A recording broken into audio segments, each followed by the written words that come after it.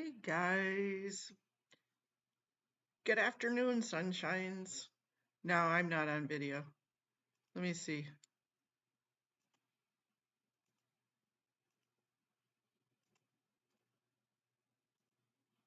Here I am, into the messy kitchen. I'm sorry you're gonna miss it, Netmaster Kia.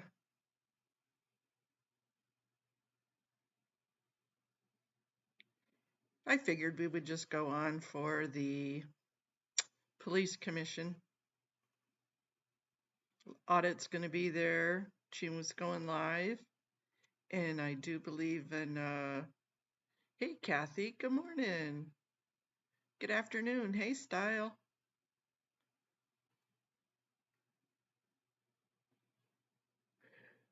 Oh, you guys. I sent you the email with the Zoom, and the Zoom is also on the description Style. Hey, Irish Mart. Yeah, sometimes they don't open till right at 12:30, 11:30 your time. Yeah, it's very seldom that they open early, but they may. But okay, if you want to be picked, the minute they open, raise your hand. Not the minute, the second they open, raise your hand.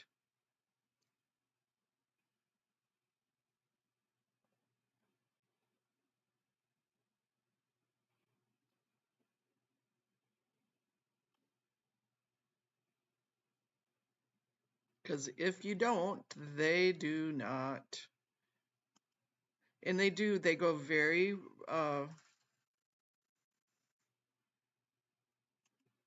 they are very random. Yeah, I'm not even going to sign in yet because, hey, Brian.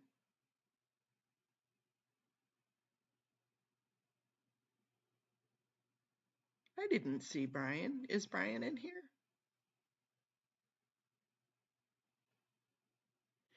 Yeah, they randomly, they do 45 minutes of comment. Hey, Amy M. And they're supposed to go back and forth, like taking an in-person, taking somebody on Zoom, taking an in-person on Zoom. But a lot of times they don't do that, especially if they have a lot of people in person. So that way they get through everybody in person. And sometimes they take one or two people on Zoom, sometimes nobody on Zoom. So it's just a flip of the coin.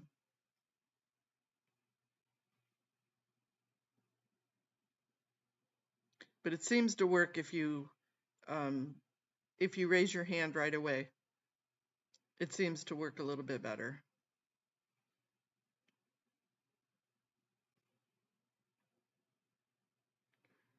I missed you guys this morning. I was listening to Brian for a while.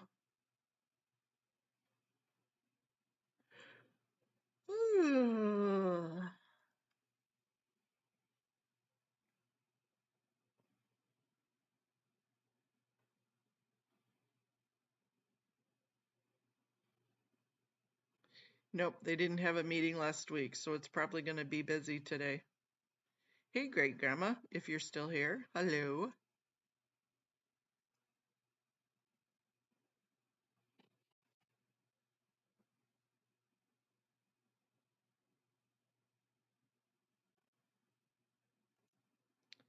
Let me see.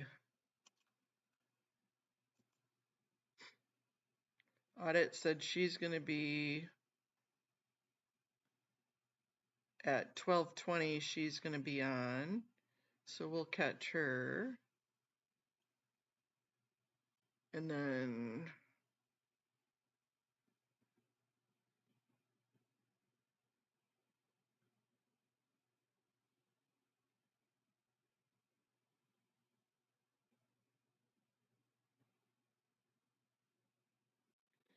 let me see if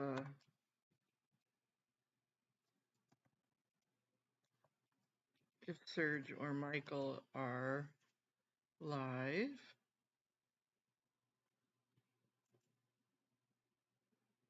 Nope.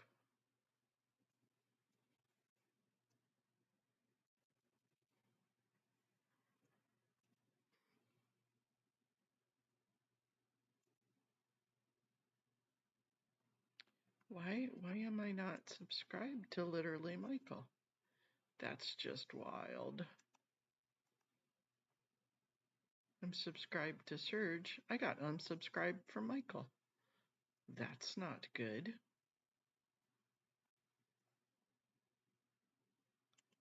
That's just weird.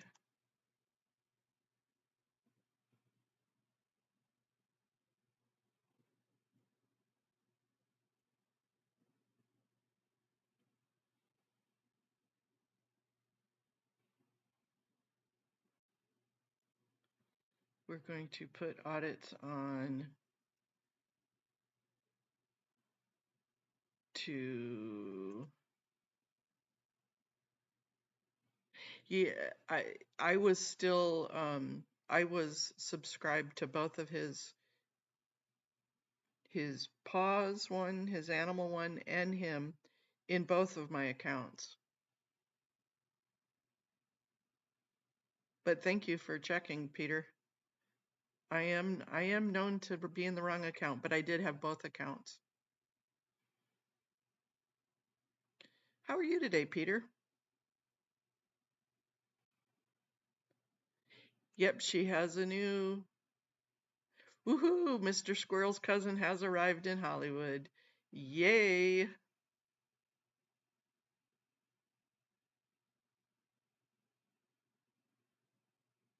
Hey, Jojo Bananas.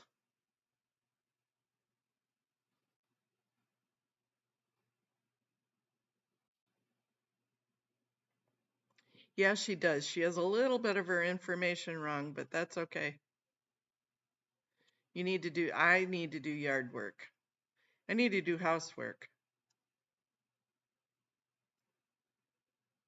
My poor yard looks like we're not living here because my son has not kept up with the yard work. And yes, I'm a little pissy about it. How are you doing today, Jojo Bananas? Tomorrow or Thursday is your day?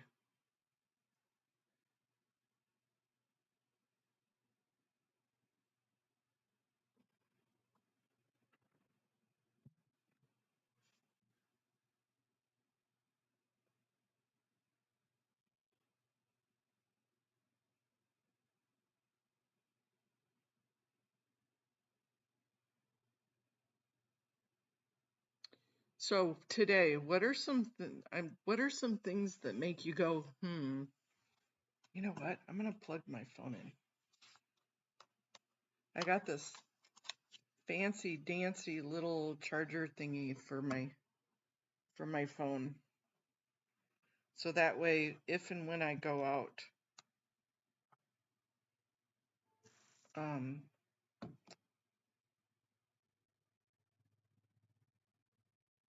oh no.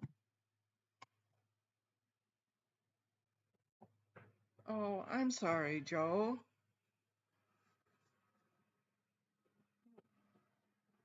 Tractors are going by. The album is out on Friday midnight. Good. Okay.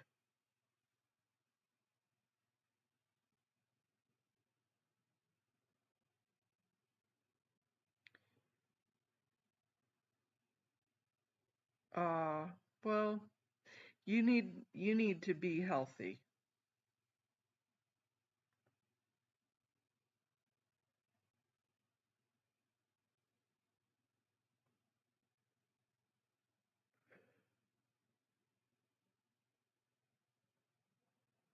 And overwhelming your body and overwhelming yourself does not make a healthy person.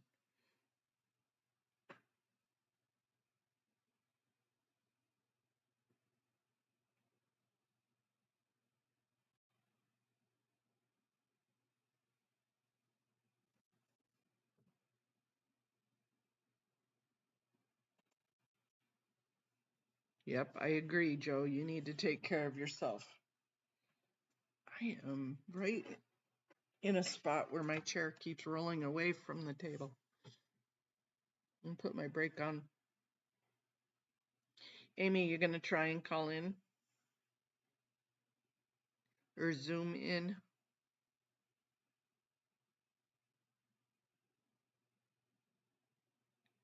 Yep, that's what's important.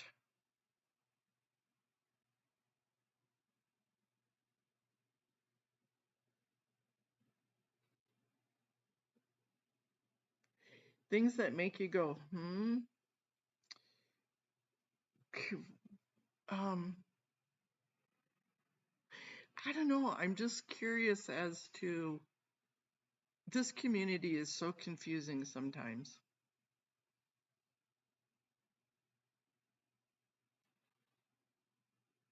It's like things that make you go, huh? It's like, do you want justice? And I'm not talking to anybody in particular. I'm just saying the community in general. And some people, I go, do you want to see change? Do you want to see Scientology get taken down? I just, I get perplexed. I like Brooks Gibbs. He is a man with integrity. I enjoyed listening to him. Yeah, I guess, all sorts of life reasons. That's one of the things that Amy is, I'm like, what? I don't understand.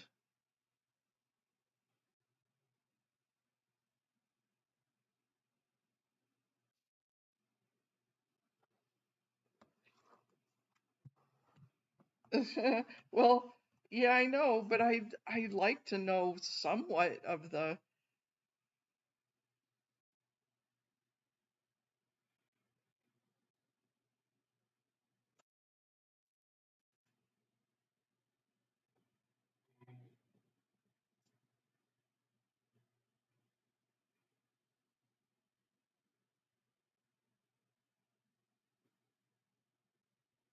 Sorry, let me answer Little Miss Audit here.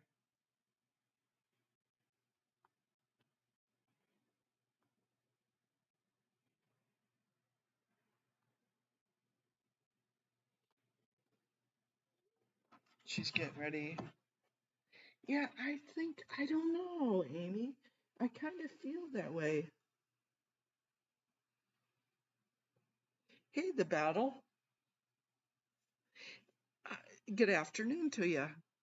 I know,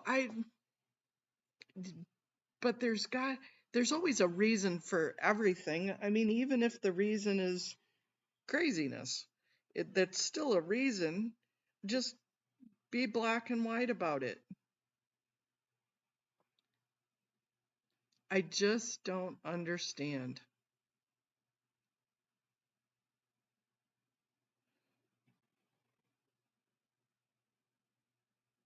I mean, that's like cutting, sometimes I feel like people cut their nose to spite their face. That's a saying. Yo yo Jojo. I like that. Yo yo Jojo. And I do. I mean, I look for common sense and I know that it's not. I know it's not there. But it certainly makes you go, Okay, I am going to sign in on this one. Even though, let me see here.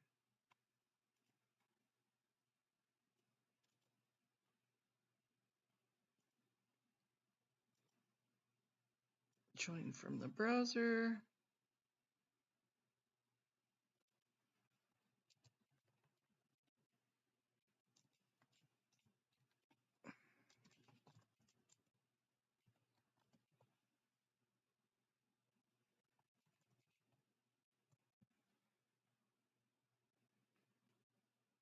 And there's that.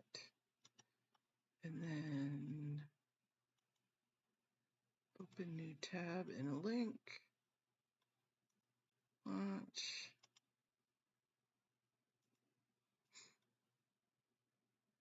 I will put it on both.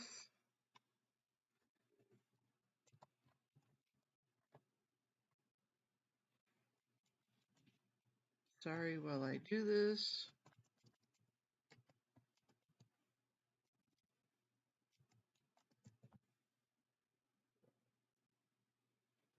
There, at least we're on, just in case they happen to pop in early.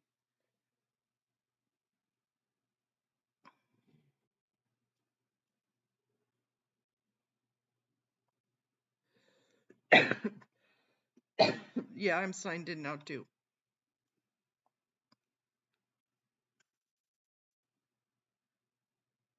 Hey, Margaret P. Good afternoon.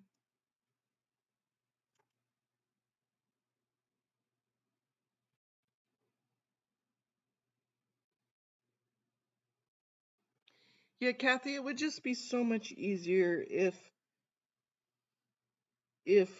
people would just be transparent about what their goals are. Honesty goes so much further. It makes me respect you, even if we have differences of opinions or different goals. At least you're honest about it, right? At least you're transparent about it.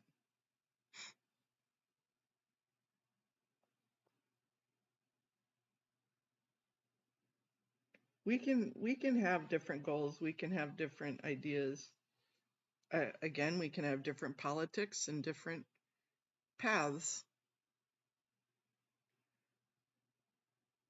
But when people are sneaky and hiding things, that gets me.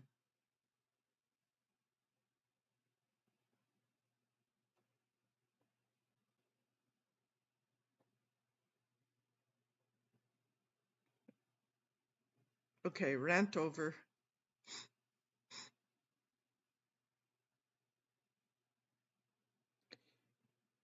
Okay, not yet. I'm not ready to put my rant over yet.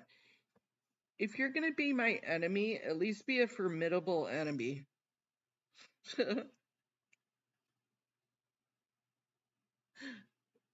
If you're going to go against me, at least don't be a snarky little shit. Fight like a man. Put up your dukes and fight like a man.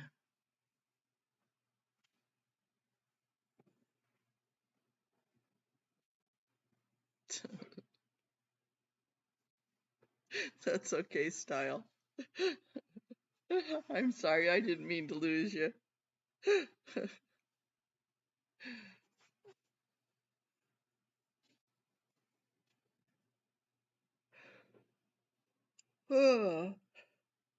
I guess basically, if you want Scientology to stop doing their practices, right, give up the subtle approach and just be direct. Just ask for what you want.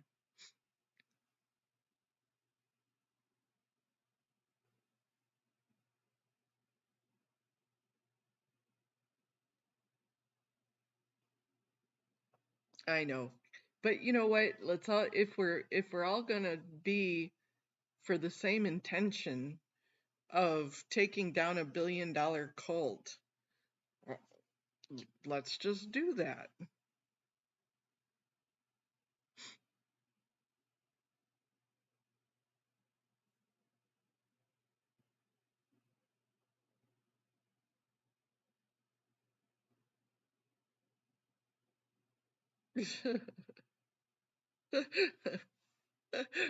Well, that's what you get for taking a 5-minute pee. You shouldn't pee for 5 minutes, Style.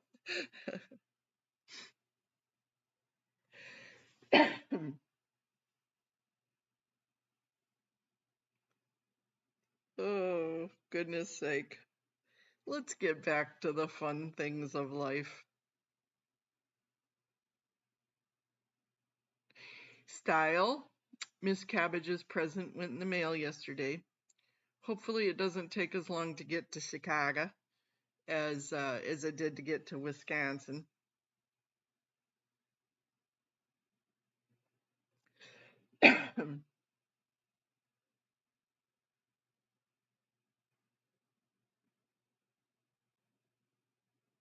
One of these days we need to get back into working Chicago's issues.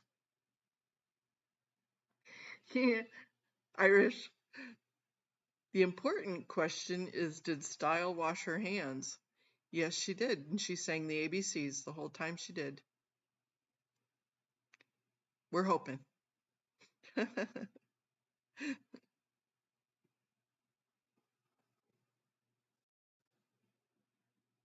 Oh, funny.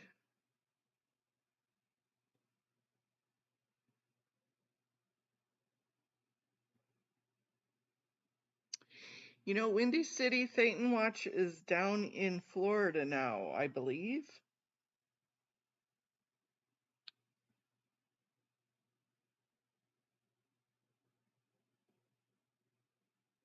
I hope you coming on to Antics on Saturday to tell your story you wanted to tell us.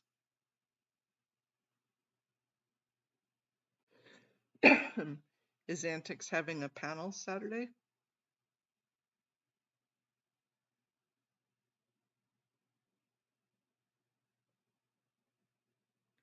Yeah, he's down in Florida now.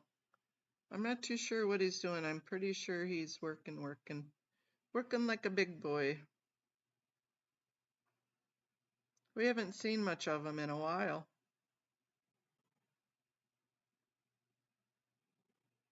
Must be a busy boy.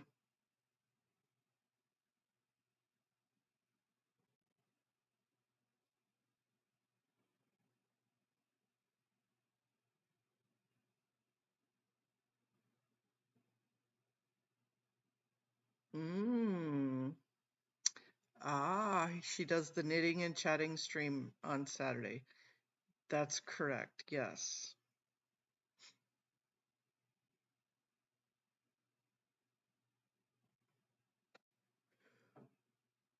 I forgot she does.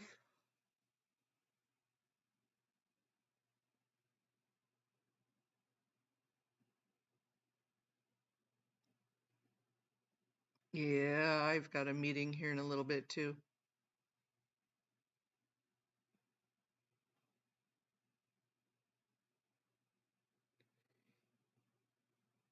Yeah, he hasn't been in, Windy City has not been in the view of the viewers and the public lately. And it seems like when you step away, all of a sudden you lose all the interest. We have a very fickle society. Mic works or not, if this is good or not. Oh,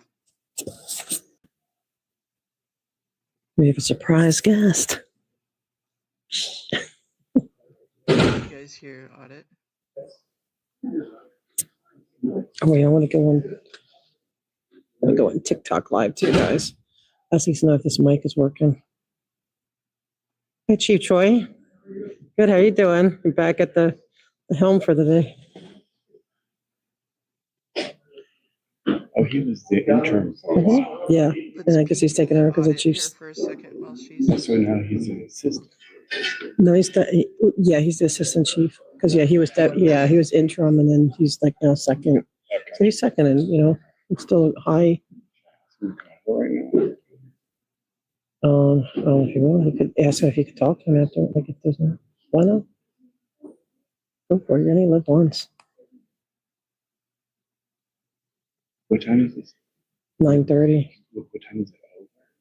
Well, I always leave after public comment, so because I need to run to the other meeting. So it's usually get out of here by 10:15. And then you can ask them to set you up with somebody to talk to after, if you could talk to them. Well, I don't know. Sorry. No, as soon as public comments over, I'm out of here. But when I asked her, I asked her. Hey, Eyes to See. Me?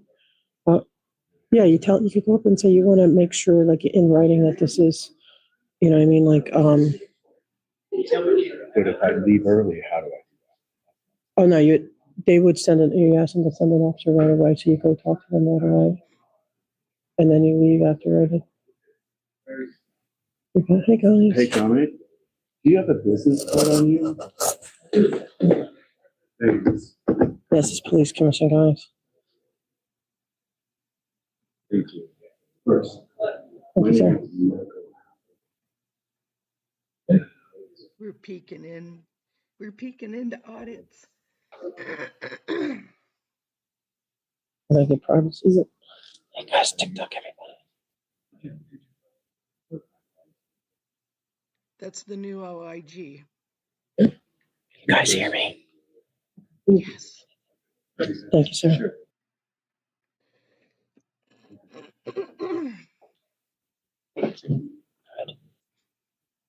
Hey guys. I hope you can hear me. We're at the police commission meeting.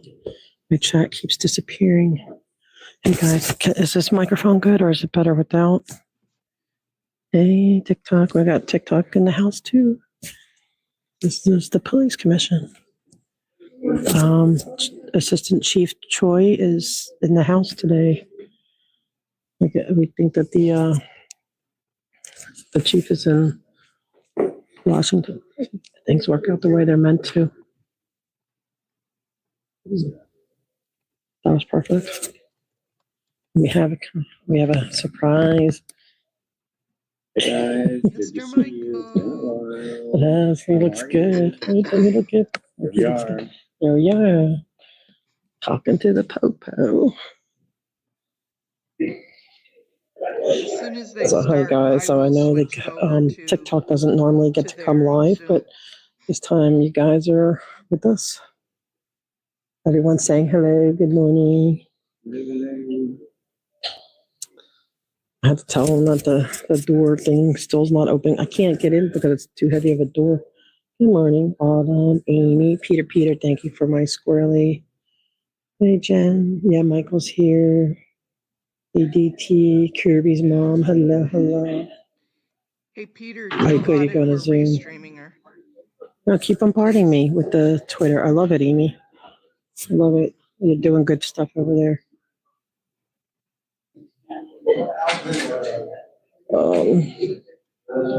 Thank you, guys. I'll try to figure out how to do 2 of these. Hope you guys can hear on TikTok. So this is the police commission meeting. There's the new OIG. Huh?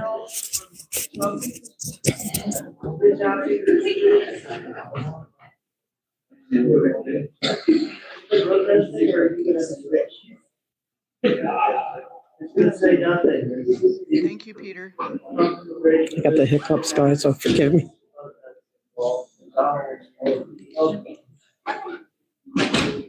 Am I still on? You're really silent on this issue now. Kind of concerning yourself. I have to bring up the door.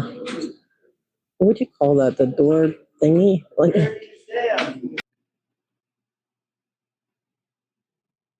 Recording in progress.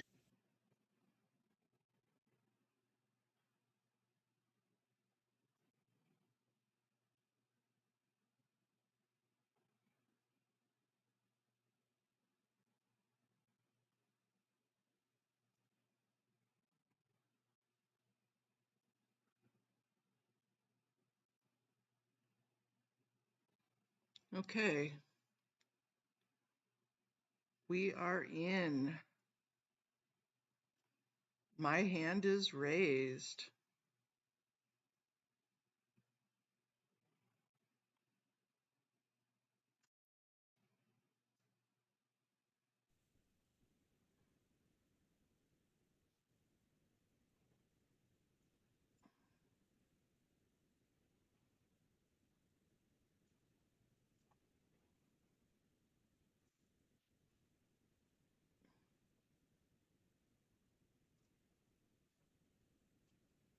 Did I lose you guys in that transfer?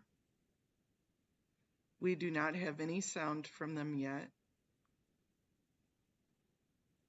And when we do, I will be zipping my lip.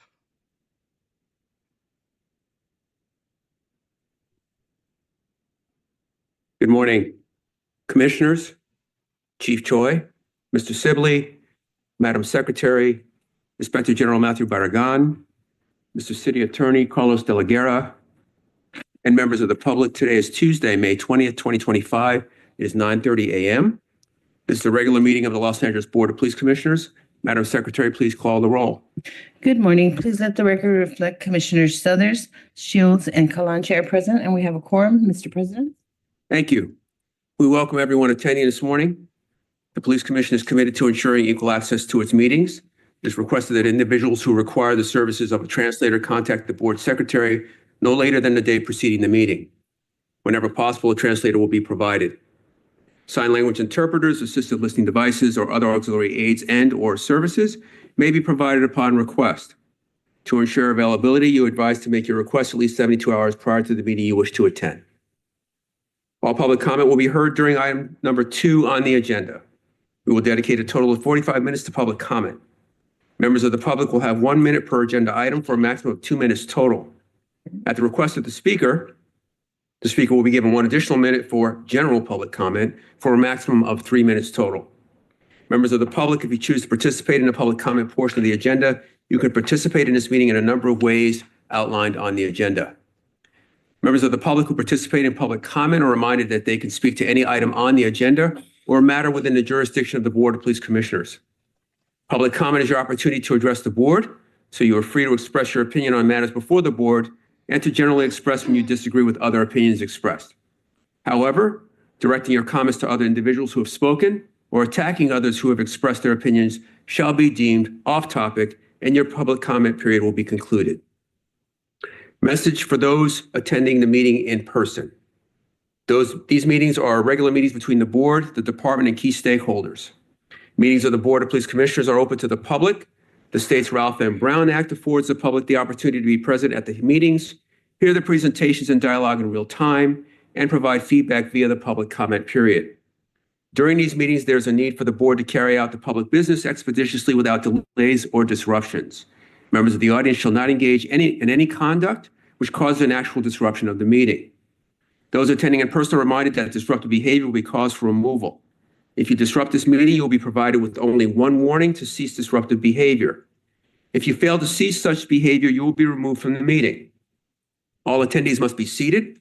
Failure to follow this rule will result in a warning and/or removal from the meeting. With that, we will now move to item number 1, the report of the Chief of Police. Chief Choi. Thank you. And good morning, President Suthers, Vice President Shields, Commissioner Kalanche, Inspector General Barragan, City Attorney De La Guerra, and Executive Director Sibley. Today, I'll be discussing significant events from the previous 2 weeks, providing a crime update and discussing our personnel strength. So I'll begin by discussing an officer-involved shooting in West Valley area. On May 12th at approximately 21:30 hours, West Valley Patrol Division uniform officers responded to a call of an assault with a deadly weapon. The comments of the call indicated that the suspect was armed with a knife and a frying pan in an apartment complex. It was located at the 1600 block of Reseda Boulevard. As officers arrived, they observed the suspect, later identified as Rafla Arfan, in an agitated state, yelling from the window of his first-floor apartment. Arfan then tried using a frying pan to break the glass of his apartment window. The officers requested a backup. Additional units arrived at scene. Officers formulated a tactical plan and entered the courtyard of the apartment complex. As they entered the courtyard, suspect ran towards the officers while armed with a knife, resulting in a taser deployment as well as an officer-involved shooting. Arfan was struck by gunfire and fell onto the pavement, where he was taken into custody without further incident.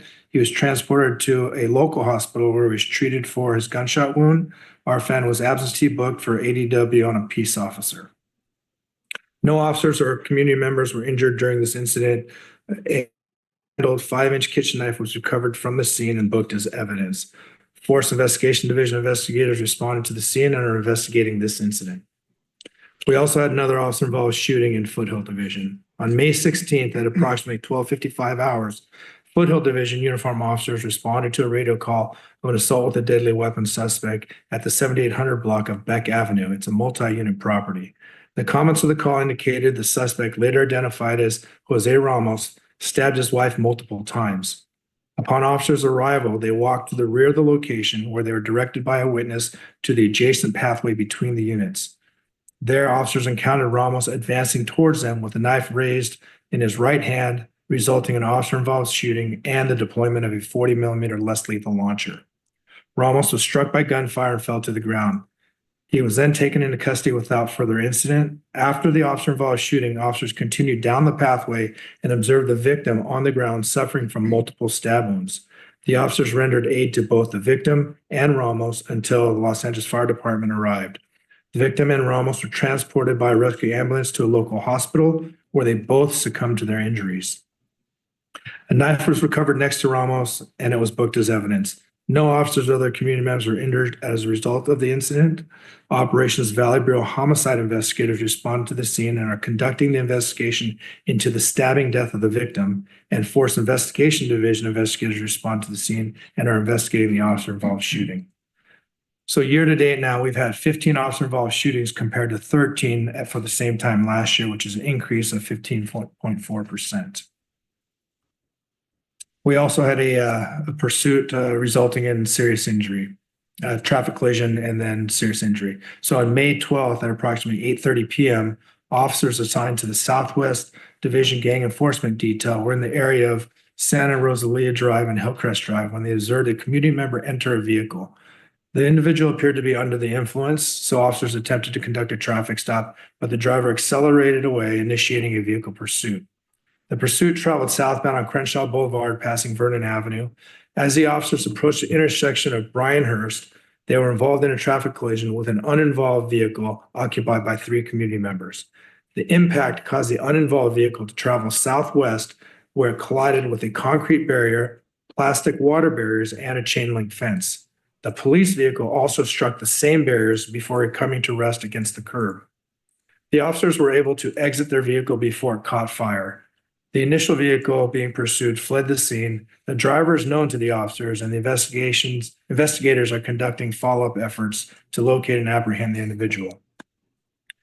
All parties in the collision were transported to Cedars-Sinai Medical Center for treatment. The front passenger of the uninvolved vehicle sustained serious injuries. All others reported injuries that were considered minor, involved complaints of pain at the time of the investigation. Due to the nature of the injuries sustained, members of our department's multidisciplinary collision investigation team, known as MCIT, responded to the scene and are leading the investigation. On May 8th, members of our Metropolitan Division B platoon worked closely with Devonshire area detectives on a pair of burglaries that occurred on May 5th, both involving the same white Volkswagen Atlas and a similar method of operation. Through department resources, they identified the registered owner of the vehicle, who was a resident of Southwest Division with a prior burglary history. Investigative techniques were utilized to conduct surveillance of this individual. On May 8th, the individual was seen in Culver City and later in the Topanga area. Around the same time, a radio call came out reporting suspects in a white Volkswagen SUV wearing black ski masks. Shortly after, a burglary occurred on Clarendon Street, where suspects were seen on surveillance video ransacking a home and stealing a safe containing an AirTag. The AirTag led officers to the residence on Spalding Avenue in Wilshire Division. Surveillance units were redirected to that location and observed suspects unloading property from the Volkswagen Atlas into a home. As officers moved in to contain the scene, multiple suspects fled in different directions, both on foot and in vehicles, prompting 3 separate tactical responses. One suspect was caught tossing a backpack, which was recovered and found to contain a firearm. The Volkswagen Atlas was followed and stopped by responding units. The primary suspect was a sole occupant of the Volkswagen and was taken into custody without incident. The vehicle contained clothing matching that seen on the burglary surveillance footage. Meanwhile, a black Mercedes fled from the Spalding location and was stopped by Southwest patrol officers. 3 suspects inside the vehicle fled on foot. 2 were apprehended immediately while the perimeter was established for the 3rd suspect. A canine unit responded and successfully located the outstanding suspect. All 5 suspects observed at the Spalding location were taken into custody and transported to Wilshire area. Search warrants were served at both the Spalding address and the primary suspect's residence. A total of 3 firearms recovered, 2 of which were tied to prior burglaries in the Devonshire area. This operation highlights the excellent cross-divisional coordination and effective deployment of investigative tools and field assets. We also had an arrest of a South American theft group. So on Tuesday, May 13th, 2 female Colombian nationals were arrested by Topanga Division for conspiracy to commit residential burglary. Their arrest followed a series of at least 3 residential burglaries that occurred on the same day and were linked through surveillance footage and vehicle descriptions.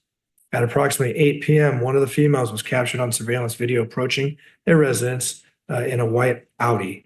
She rang the doorbell. She knocked several times before leaving. Moments later, a gray Ford Fiesta was seen parking in front of the residence. The homeowner arrived shortly afterwards and observed unknown suspects inside the home using flashlights.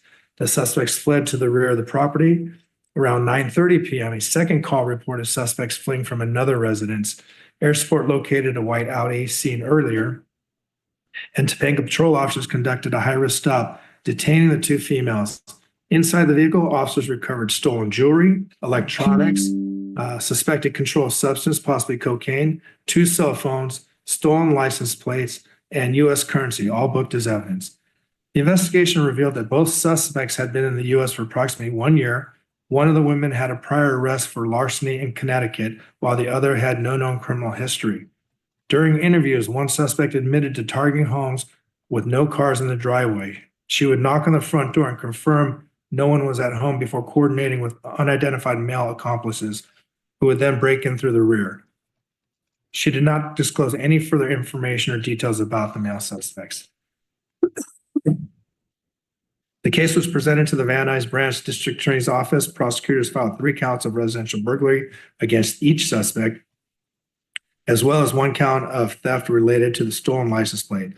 Bail was set at $225,000 with a $1,275 hold, indicating that the court believed the bail funds may have originated from criminal activity. A 4th burglary that occurred that same evening is also believed to be the work of the same South American theft group, though no direct connection to the 2 arrested suspects has yet been established. Investigators responsible for all 4 cases have been transferred to our Commercial Crimes Division Major Theft Task Force. One more burglary arrest on May 14th at approximately 1:50 p.m. Members of the Los Angeles County Sheriff's Department Major Crimes Bureau Burglary Robbery Task Force were conducting surveillance on a known burglary crew. During the operation, investigators observed 5 suspects enter a residence in the 1600 block of Crescent Heights Boulevard in the city of Los Angeles. A short time later, the suspects exited the home carrying stolen property and entered a silver BMW sedan. The vehicle was later confirmed to be a rental car with stolen license plates. With the assistance of Hollywood Division patrol officers, the vehicle was stopped and all 5 suspects were taken into custody without incident. The suspects included 4 adults and 1 juvenile. 1 adult had a prior criminal history involving burglary and firearm offenses. The juvenile suspect was on probation and had previously been implicated in a 2024 burglary case in Hollywood Division. The search of the suspect's vehicle revealed a range of tools and equipment commonly used in organized burglaries, including burglary tools, gloves and a baklava-style face mask, walkie-talkies, a radio scanner tuned to the Hollywood Division's frequency, and a Wi-Fi signal jammer. All the stolen property from the Crescent Heights burglary was recovered at scene and returned to the victim. The case is currently being prepared for submission to the District Attorney's Office for filing consideration. Moving on to crime. For the most recent 4-week period from April 20th to May 17th, combined persons and property crime are down 12% compared to the previous 4-week period. Specifically, we saw a 4.8% decrease in person crimes and a 14.1% decrease in property crimes, resulting in over 1,000 fewer reported offenses citywide. Homicides continue to trend downward. Year to date, the city has experienced a 28.6% decrease in homicides compared to the same period in 2024. That's 32 fewer lives lost. When looking at shooting victims, we're also seeing significant progress. Victims shot are down 13.3% year to date, or 53 fewer people shot compared to 2024. Aggravated assaults remain relatively stable over the last 4 weeks. There's been a slight increase citywide, or just 0.2%, or 2 additional incidents. We have seen an increase in domestic violence related assaults, which is driving the number of these incidents. However, there's no significant trend or pattern that is identified.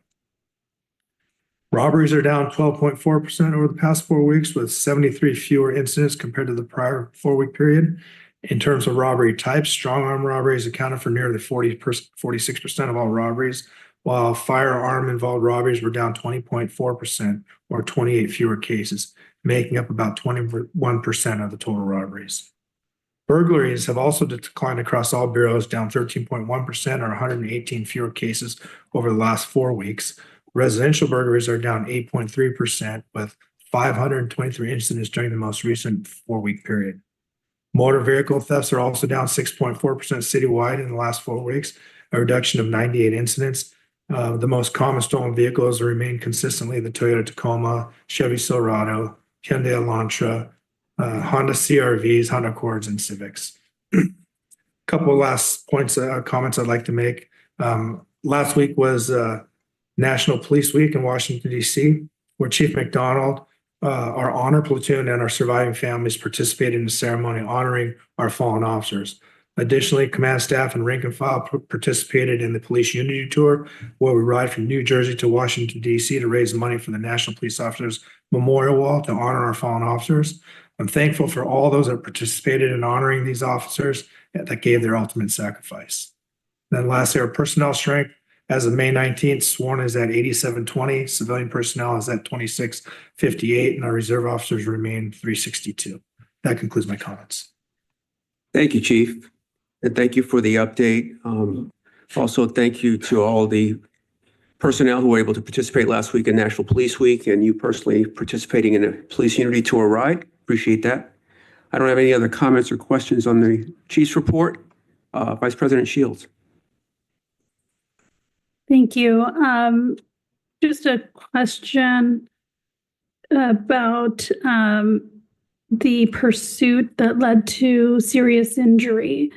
I understand that the investigation is underway, but has the department taken any steps to kind of examine in real time to determine whether there should be any changes to protocols, like the speed at which the car was traveling, what, how it went through the intersection, whether an airship was used, all of these types of factors? Are you assessing that to see how this collision could have potentially been avoided in the future? Yes. So in all pursuits, and especially those that involve traffic collisions, there's a pursuit investigation where a supervisor collects the information and does an investigation. And all those things you mentioned, was an airship, requested? Did they go into tracking? Were they able to? Were the speed appropriate? Did they use the? All that stuff is assessed, especially in an MSIT investigation where there's serious injury. So now you have traffic experts out there assessing all of these things. That information is briefed to the chief of police, and it's much like a critical incident brief, or previously known as 72-hour brief, that decisions will be made whether the officers should continue being able to drive, should they be restricted until they go through training. Those decisions will happen once that MSIT brief is done. And I'm thinking more of like lessons learned for the department, so that officers know in the future, hey, this is dangerous, or avoid doing X, right? Like just trying to see what lessons learned, or we should try to make sure that certain conduct is, pursuits are stopped earlier, or, any other types of factors that you're trying to take into consideration. So that the last thing we want to see are, community members who are completely uninvolved be victims of these types of pursuits. Absolutely. And we're out there trying to save lives and help people. And the last thing we want to do is injure people. So those issues or those concerns are evaluated. And if there's anything that we see, and these officers are office operations. If I see something or the chief sees something, we can absolutely look at policy if it needs to be changed. At this point, we haven't determined if speed or if there was any other factors that contribute to this. And once we do, we can make that assessment. Thank you, Chief.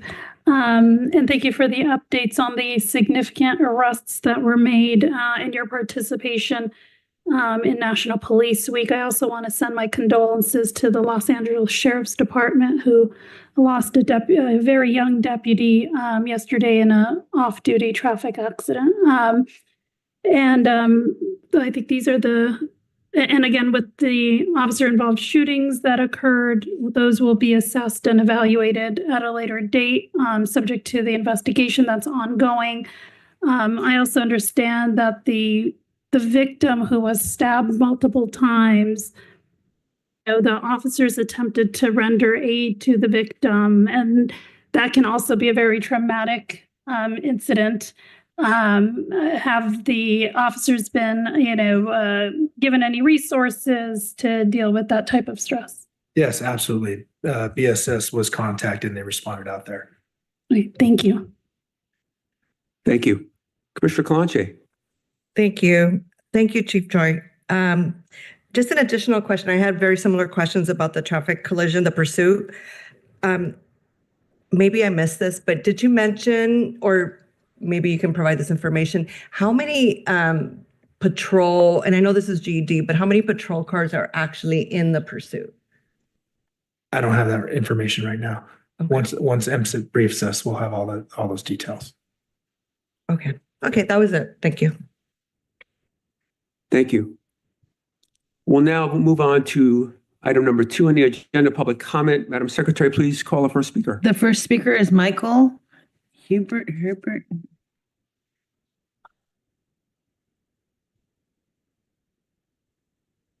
Hi, guys. I'm Michael Havoc. I'm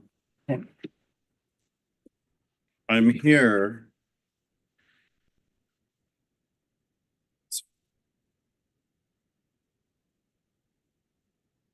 In 1965. I was at the police academy watching my dad graduate and become an LAPD officer. I've been a part of this community ever since. On June 1st last year, I was violently attacked and falsely arrested by a sergeant of LAPD. I'm a peaceful protester. I'm an advocate for children, an advocate for pets. I was going to Scientology to say goodbye to the other advocates that were out there protesting against Scientology, about the kids that are inside Scientology. I was here probably 6 weeks ago reading a letter. My husband was reading a letter about a pedophile that they found a letter on an executive's computer in Scientology. I need help. June 1st is coming around. It's going to be a year. I've reported this. I filled out paperwork. I haven't heard a word from anybody about this. I was arrested. I was injured. While I was there, I walked up to a sergeant that I thought I had spoken to before. And I was walking right next to him, and I just simply said to him, remember, there are kids in there that we're just trying to get out. We're here to support the kids. The sergeant paused for a second, thought about what I said, turned around and attacked me and shoved me to my left, which was on the side that I just had a hip replacement. I heard a pop. I ended up in Kaiser. As I was at a Kaiser, the arresting officer was sitting there joking with their security and said, "Oh, do you know why he's being arrested? Because he slugged our sergeant in the face." From there, my care at the hospital completely changed. When I went down and got processed down here, the officer said the exact same thing to every officer there as I was being booked, and my treatment there as well had changed. I was in jail for 3 days. My attorney called to get bail. They had told my attorney that I already saw a judge and bail was denied. I need your help. Matthew, Dominic, Rasha. I can't see your name, sorry. Can it's we? okay. And can the Inspector General's office also be involved? Thank you. Yeah, thank you. The next speaker, Audit LA. He's a low protester, and it's very important to know he never slugged anybody, and he really does need the help. It was unfair and uncalled for. But I also, a little bit of housekeeping. I've been for a month now telling you guys that the button outside the door does not work. The disabled button. So it makes it almost impossible for me because they put those buttons there when doors are at a certain, I can't just put it, so I can't get in on my own without it. And it's been a month. But I want to talk about also Scientology. There's 2 legal cases against them right now. One of them's in LA. It's for a child bride case. She was coerced to marry her person who was sexually assaulting her, according to, this is her allegations.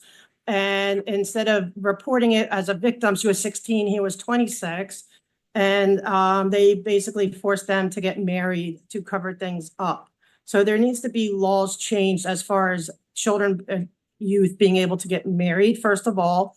But second of all, with this case pending here in LA, there's also another human trafficking RICO one in Florida right now.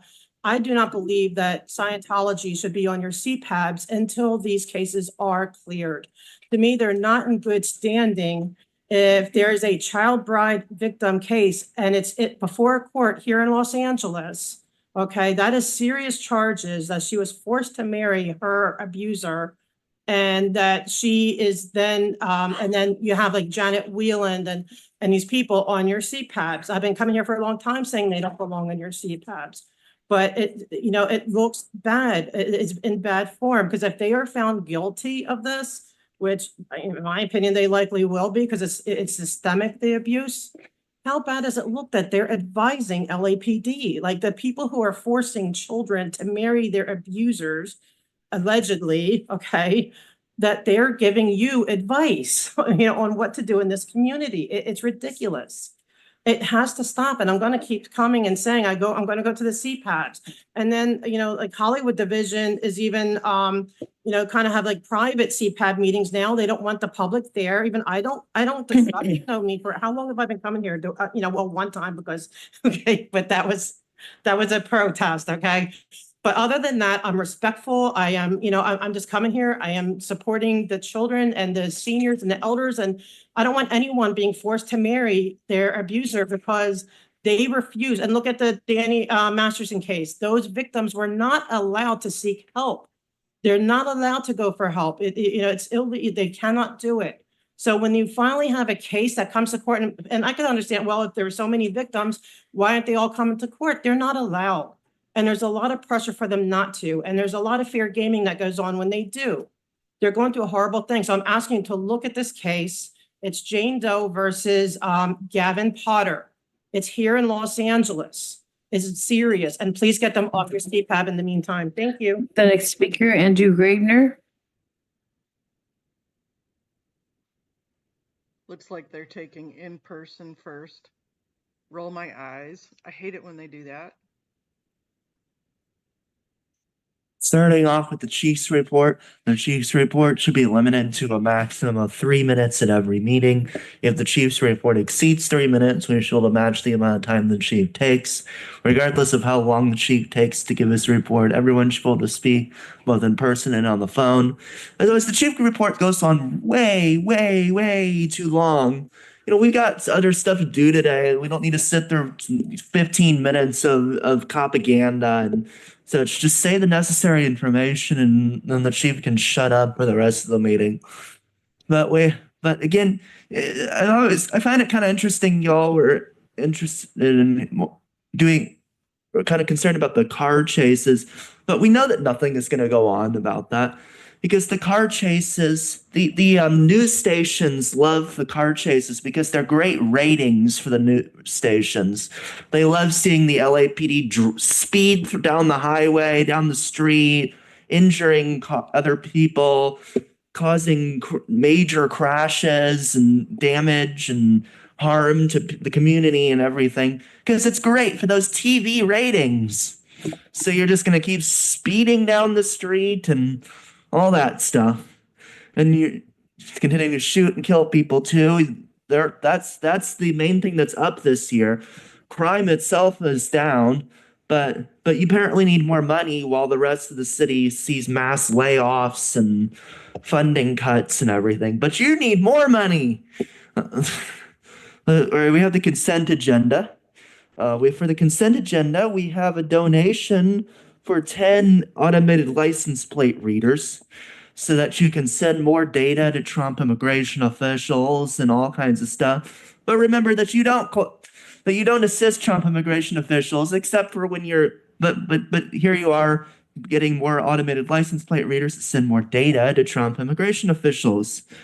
We have a donation for the equipment for the bomb squad so that they can blow up another neighborhood. We have donation for custody services wellness day, $3,000. We have a donation for $5,000 for the training division concert band. We have a donation for the Metro division. We have that includes a police dog. So for the information of the public, where's the police dog coming from? Just curious. It's not mentioned on here? I assume since you're hiding it, I assume it's from the kennel named after the bunker that Hitler hid out in at the end of World War II. I assume. Since you're not mentioning it, so I assume that's where the dog is coming from.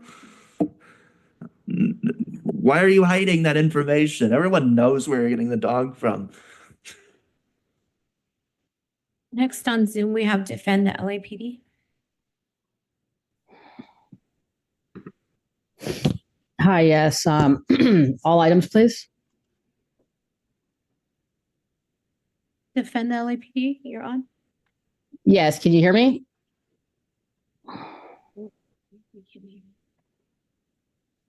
Hello? Okay, we'll move on. Hello? Hello, hello? You there? We have Minister Kelly A. Clift. William okay.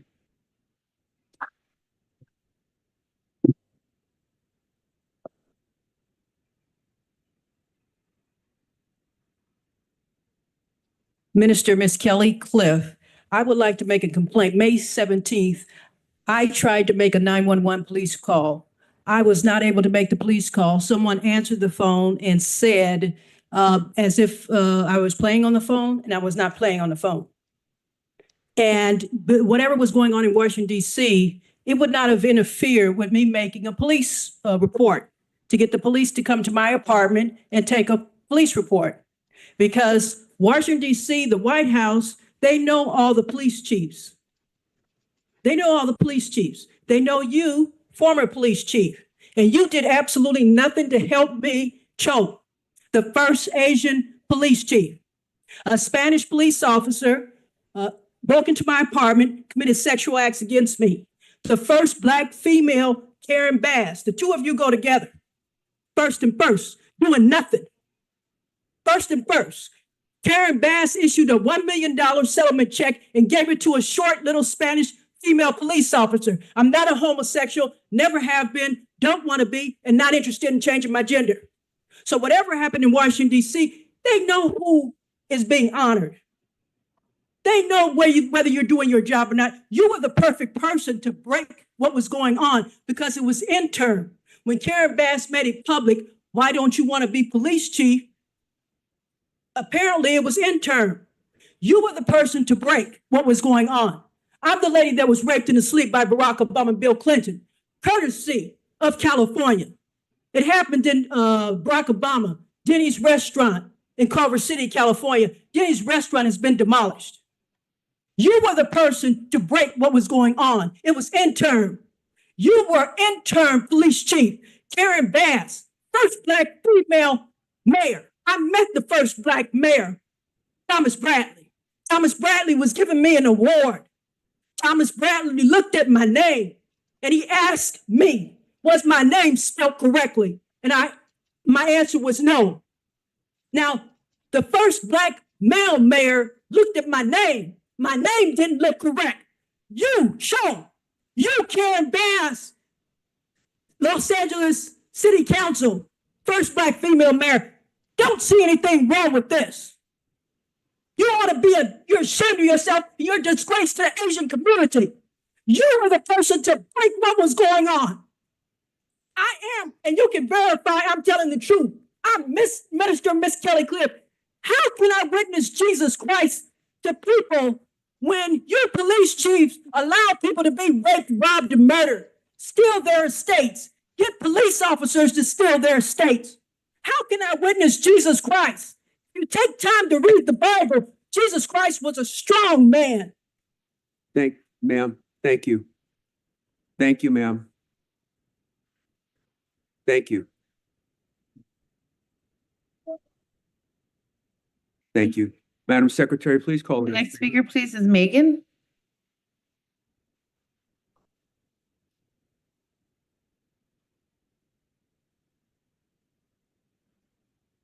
So on Sunday, it'll be 5 years since the murder of George Floyd. What have you done? What has changed? Is LAPD less racist, more transparent, more accountable, less deadly? Southers, you gave an interview on June 15th, 2020 to a website called Life After Hate. It's an organization who claims to be dedicated to helping people leave their lives of violent extremism. It was really something to read your words there and compare it to the Earl Southers that I have come to know.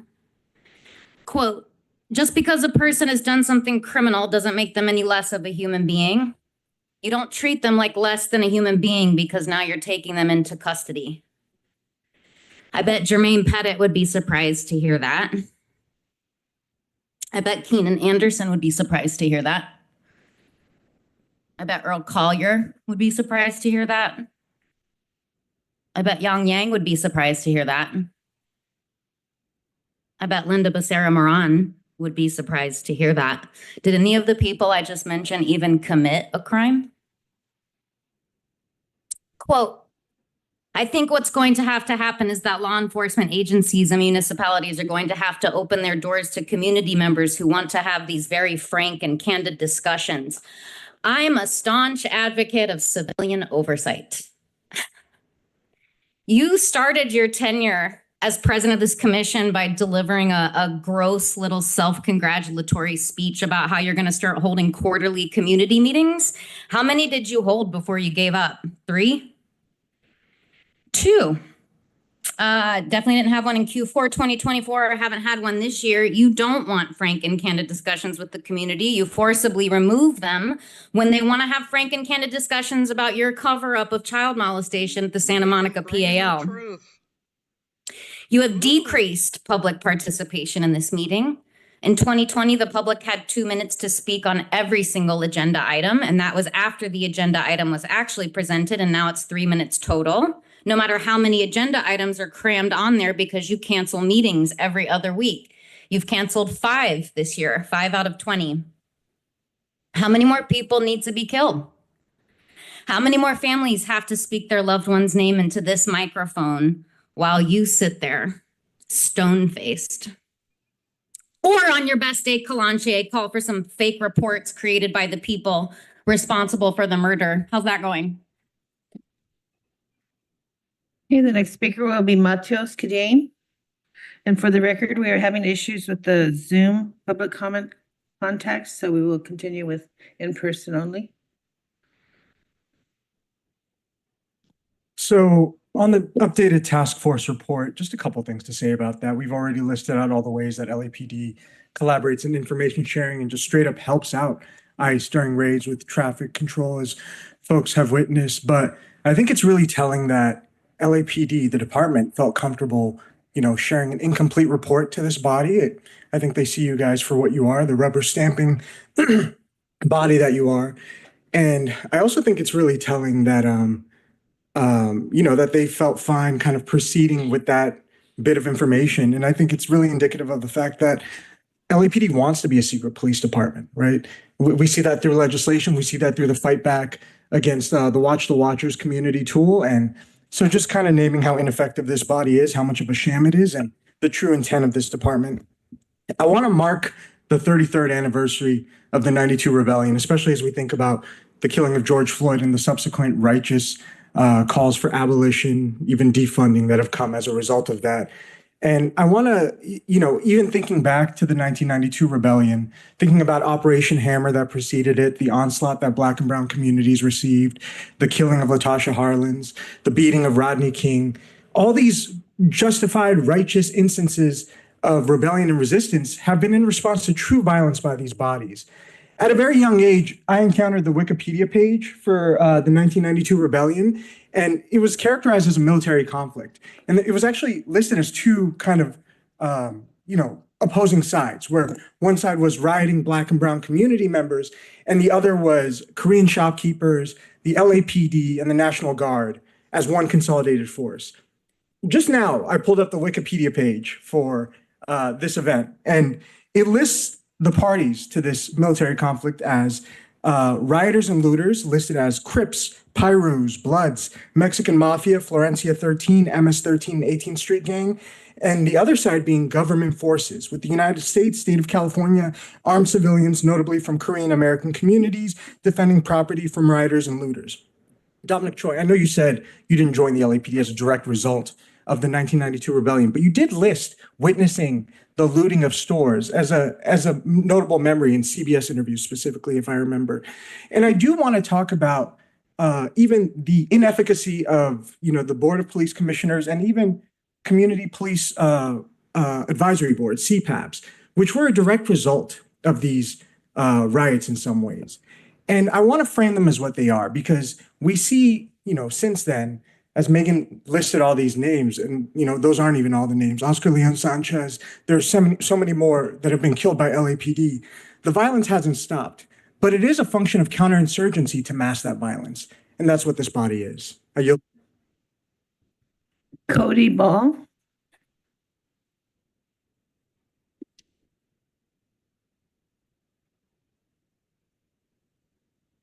At your last meeting, you introduced your annual report, which is designed to list the federal task forces that LAPD participates in. Your report supposedly lists the purpose, place, people, and arrests made by the task forces. The reality is you lie. You lied last meeting and you're lying again in this report. No oversight or rubber stamping on your behalf will obfuscate the truth of LAPD's collaboration with ICE and federal immigration enforcement. In fact, I can list instances in which you lied last week and then tried to cover it up this week. For example, the Regional Internet Crimes Against Children Task Force 2 weeks ago listed that the task force consists of LAPD and 4 other agencies. This week, LAPD has updated that it collaborates with 102 agencies on that task force, including 4 ICE HSI offices. The ICE Border Enforcement Security Task Force that LAPD collaborates on was listed as consisting of 3 agencies just 2 weeks ago. But this week, it has been updated to include ICE enforcement and removal operations, the U.S. Marshals, Customs and Border Patrol, LASD, and the LA Port Police. The Police Commission referred to these as LAPD having to make minor corrections. LAPD is lying about who it works with and on how many task forces. No amount of reports, revised or otherwise, will hide the realities of your violence. From AOPRs to task forces, reports on your collaborations do nothing but demonstrate to the public a fraction of the violence that LAPD commits daily. Instead of abolishing the violence of LAPD, this commission just writes reports on it. Fuck you, I yield my time. Kuyen Ball.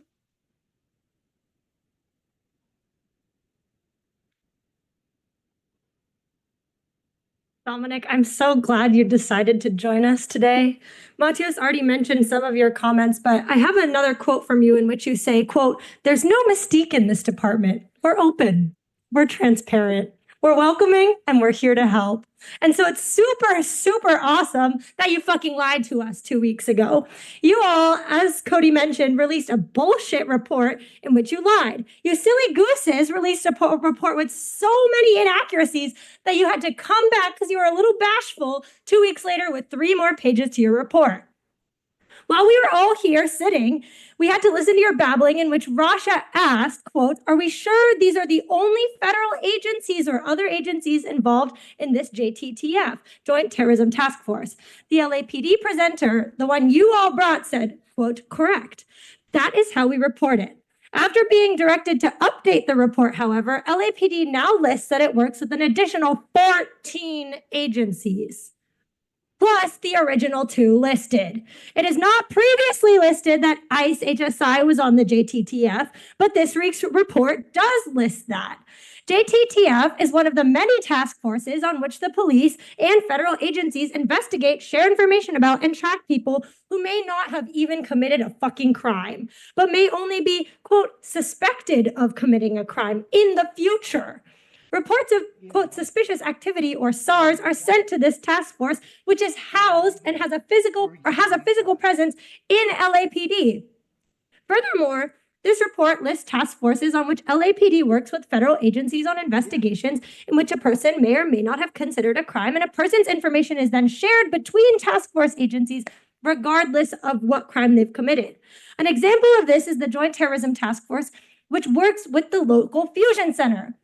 LAPD reports and shares a person's information with the JTTF based only on the supposed suspicion that they might be doing something. This is collaboration with DHS, this is collaboration with ICE, and this is actively sharing information with federal immigration law enforcement with the purpose of deporting and abducting people. Speaking of information gathering of people who may or may not have committed a crime, you're also getting new ALPRs again. Are you serious? Of which your own audit reports that 320 million photographs have been taken, 99.9% of which are of people and license plates unaffiliated with any hot list whatsoever. That's ridiculous. Fuck you. Once again, I yield the rest of my time. Grace Zhang.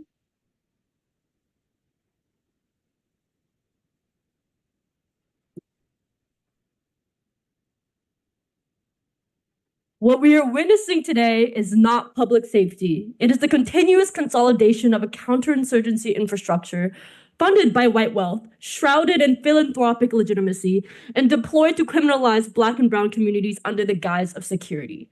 The Los Angeles Police Foundation, a private slush fund for the LAPD, funnels elite capital into surveillance technologies like ALPRs with zero public input. That these new cameras are being installed around the Westfield Century City Mall and the LA Country Club is no accident. Surveillance is not about safety, it is about maintaining racialized property relations, shielding wealth from the people who are dispossessed to preserve it. And when that surveillance data is funneled into federal fusion centers and shared with ICE, CBP, DHS, marshals, and more, this city becomes a node in a national surveillance network of racial violence, deportation, detention, and death. The farce of item 3B is compounded by the lies in the LAPD's so-called Immigration Enforcement Task Force report. 2 weeks ago, you claimed LAPD was collaborating with just a handful of agencies. Now you've added dozens more, but the truth is, the full scope of LAPD's entanglement with federal repression cannot be quantified. It is foundational. These task forces function not on fact, but on suspicion. They don't just criminalize behavior, they criminalize existence. The commission sits here week after week, rubber stamping budgets, donations, and policies that expand LAPD's reach. You do not provide oversight, you provide cover. The violence is in the infrastructure and you're its agents. And there's no peace for those who orchestrate state violence. None of you deserve a moment's rest while your hands remain soaked in the calculated violence and brutality you call oversight. Like Megan said, how many more does it take? The deaths of people who are loved, of families who have to come here to beg you to care, will live on your conscience forever. They're murdered by LAPD, but that is on your hands too. And you have to bear that burden for the rest of your lives. And even though you're not looking or listening or caring, just remember that. Ahmed Khan.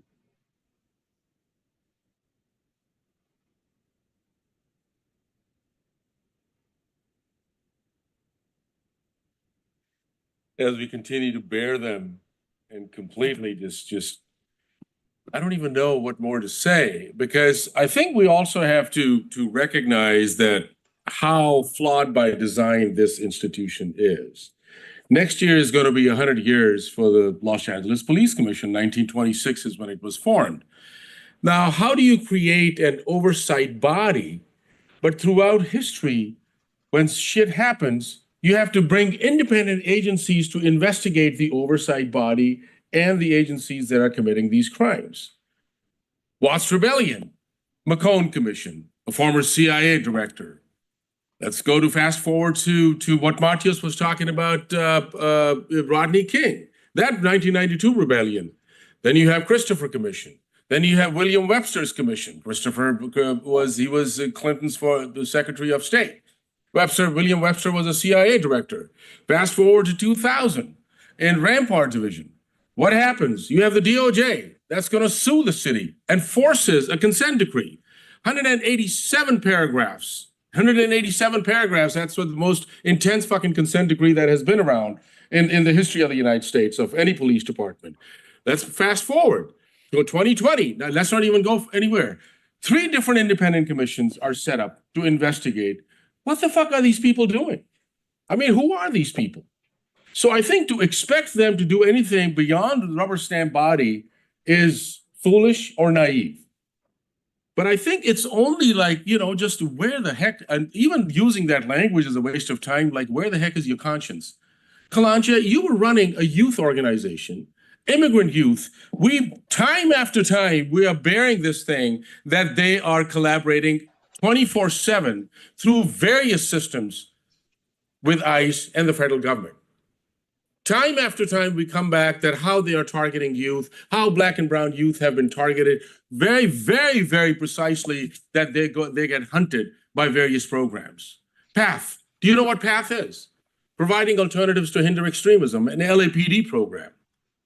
So at what point does your conscience come back and say that I have to forget everything else? You have to face your community. You have to face the very youth that you're supposed to offer them some sense of safety.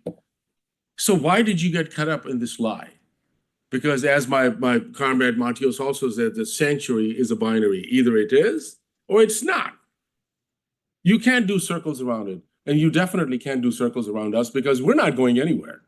We're going to stay loud. We're going to stay disruptive. We're going to continue to expose this shit. And we are, people are learning more and more and more and more that what's going on. The only way to stop it is to shut down these programs. Thank you. The next speaker, please, Henry Marini.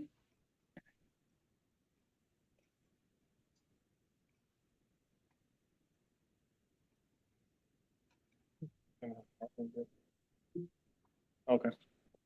Yes, hi. Good morning. My name is Henry Marini. I traveled a great distance to be here. I don't want to take and belabor the points that were made earlier. We all know what this is. This is high school. Let's be serious, all right? I have some serious dirt on several of your officers. I know their TikTok handles. I know their Instagram handles, but that's not really why I'm here. This is high school, and I know what you guys do to your officers after the fact when we name them here. So I want to incentivize you to go ahead and I'm not going to use the word bully, okay? But I want you to go ahead and push Heredia to stop doing the fucking private CPABs, all right? Captain Heredia, I know for a fact, is working with Scientology. It's not really about Scientology, but go do your high school thing. You, and you. Go and pressure Heredia to say, bro, why are you working with a kiddie trafficking cult, all right? Why are you harassing these innocent people and not holding a simple fucking public meeting? It's the stupidest shit to get in trouble of. And I know you guys know that. So go do your high school thing. Go tell Captain Heredia, stop being a Scientology simp. Because I saw his ass and a couple of his goons literally, and I'll replay it for you, at the Hollywood station. They put up a sign unlawfully and didn't give notice that it was canceled. Here's the replay.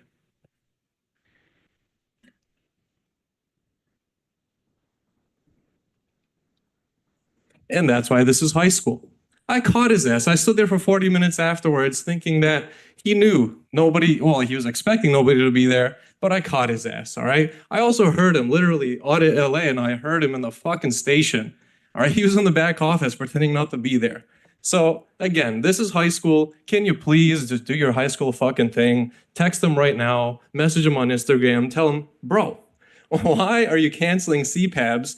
It's the dumbest shit to get in trouble over, and you're a fucking captain.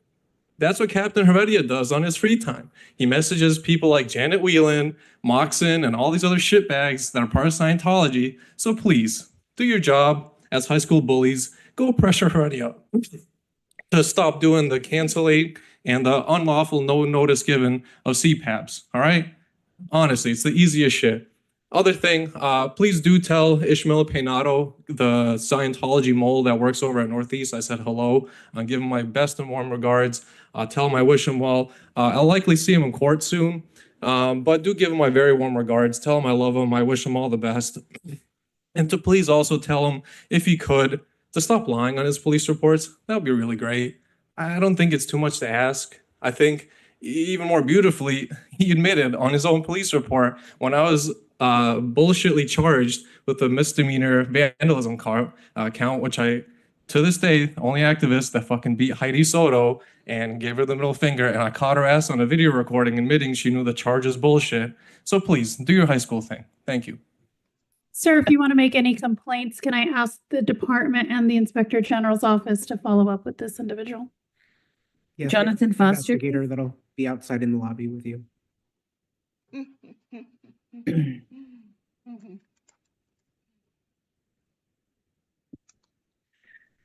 gonna be really Jonathan bummed. Foster, I cannot believe the topics that have come up today because I've already got them written down 4 weeks ago. One is though, just is so all over the place. Commissioners should state how they were selected or chosen. Did you ask to be here or were you selected to be here? That's a very important concept. There was a guy, Groft, he was chopping down trees with a chainsaw. The first thing that, when I heard the report, first thing comes to my mind is, what is the color, race, religion? Most important, religion and nationality of this guy. Where is he from that he would be chopping down trees here? What mindset does that? George Holliday, he's the guy that filmed the police beating of Rodney King. George Holliday, he died of COVID. And they brought up canines today. There's this Dr. Rashid Ritchie on YouTube, and he was talking about the cops in Montgomery were cracking jokes about an innocent black man. They sent the dog in, bit his leg, he bled to death. So, all right, this one. With him in the office around conducting an audit of the use of force training and a report back. We can set up some time to sit down, go through what's most important we potentially can find to improve the training, ultimately the outcome. The training, either the training's wrong, training. We can set up some time to sit down. So he's going to set up some time to sit down and talk, and that needs a cam. And everybody that's on a CPAB must wear a cam. You 5 need cams. So that's that introduction. I only got a minute and 20 seconds to talk about something I spoke about, the mentally ill people that this is not in your jurisdiction, really, right? It's not in the jurisdiction what I'm going to talk about, but you are the people that could go up the food chain with this concepts. And again, these mentally ill people, how much sugar and caffeine are they on, right? How many stimulants are these people on? What is their hydration level? It seems like every one of these mentally ill people had to be monumentally dehydrated, right?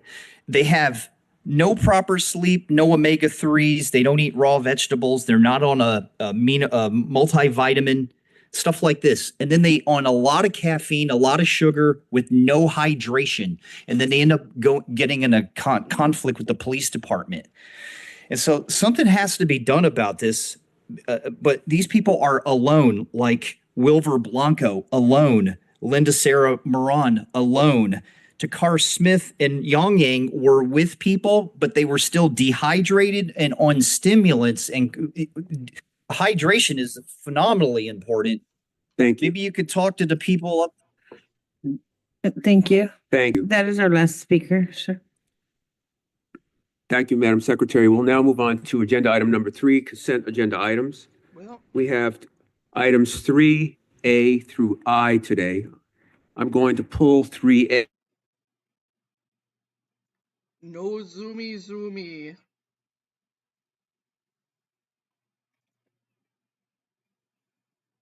Ooh, it is Memorial Day weekend coming up, isn't it?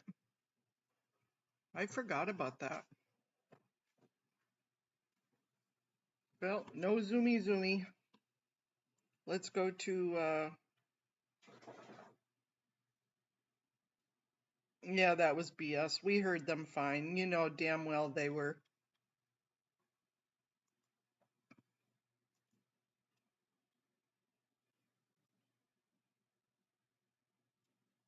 Is there a second? Moved in second. All in favor, say aye. Thank you, officer. Have a good one.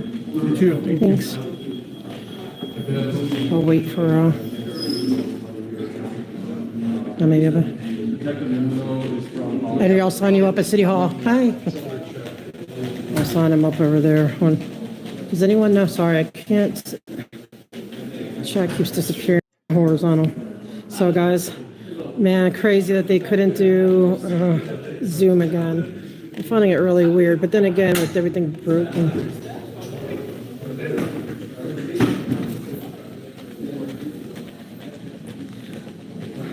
Yes, ma'am. Let's see if I can get out this door without the button. Maybe it works on this side. But nope, of course not.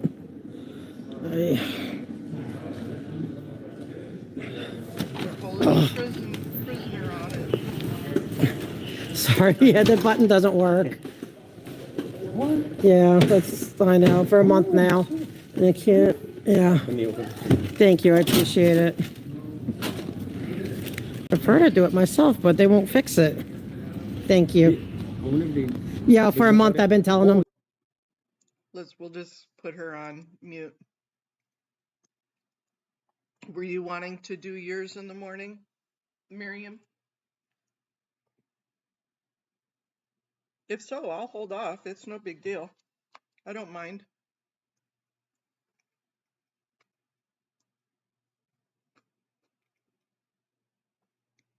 Yeah, I'm pretty sure they just use that as an excuse. Oh, we can't hear you. I call BS too, Kathy.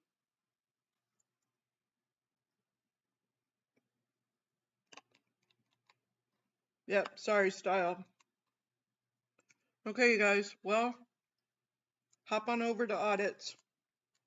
I'm gonna go jump on my other meeting. Much love to everybody. I will talk to you guys later.